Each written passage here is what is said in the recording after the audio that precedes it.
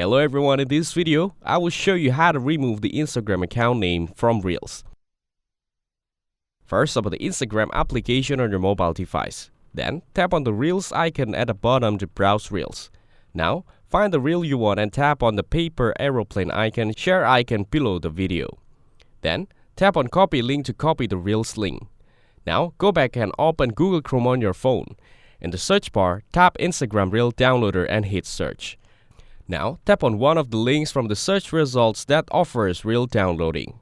Once the site opens, paste the link you copied into the input box. Then, tap on Download. After that, tap on Download Video. As you can see, the Reel is now downloaded to your phone without showing the Instagram account name. Thank you guys for watching this video. Hope you got some value. Make sure to like the video and subscribe to the channel to get notified of new videos. See you in the next one.